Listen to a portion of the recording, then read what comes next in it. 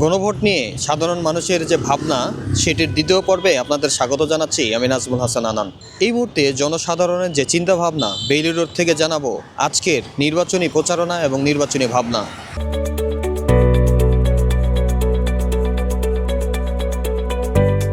গণভোট সম্পর্কে আপনি কি জানেন? গণভোট সম্পর্কে তো কিছুই জানি না। জাতীয় ভোট যেটা, এটা মনে করে ভোট দেই, এটাই জানি। একই দিনে দুইটা ভোট এটা কেমনি সম্ভব? সম্পর্কে আপনার ধারণা কি? না, গণভোট সম্পর্কে কিছু ধারণা নাই, কোনো কিছু জানি না। জানি জাতীয় ভোট হবে, এই ভোটটাই দেবো।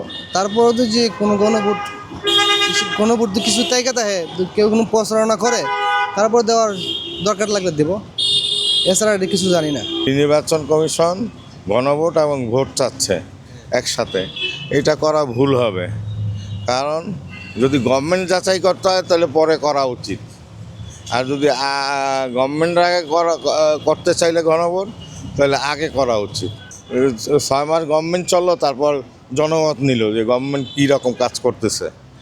ঠিক আছে, 6 মাস অতিবাহিত হলেই তো একটা মুভমেন্ট বোঝা যাবে যে তারা কি দেশের জন্য কতটুকু কী করবে, এইটাই। আর যদি ইচ্ছা করে যে আগে নেব, আগে নিয়ে যাচাই বাছাই করা যায়, দুইটার যে কোনো একটা পন্থা নেওয়া উচিত ইলেকশন কমিশনার। আমার মতে একসাথে গণভোট ভালো নিবে না, কারণ এটা একটা পার্ট, জনগণের একটা পার্ট। তা আগে হোক বা পরে হোক একটা সাইডে হওয়া উচিত।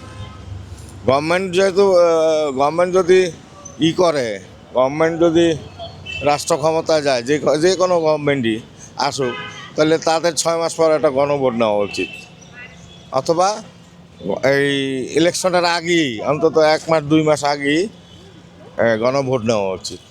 সরকার তো 4টি বিষয়ের উপর গণভোট নেওয়ার সিদ্ধান্ত নিয়েছে। এই 4টি বিষয় হ্যাঁ অথবা না, যে কোনো একটিকে টিক দিতে হবে। আচ্ছা আচ্ছা, এই বিষয় নিয়ে আসলে আপনার কি মত? এগুলো আসলে পর্যবেক্ষণ করলে দেখা যায় এগুলো কিছুই টিকবে না। যে কোনো গভর্নমেন্ট আসুক এগুলোর কোনো মূল্যায়ন থাকবে না আমার হিসেবে, কারণ তাদের মতন চালাবে।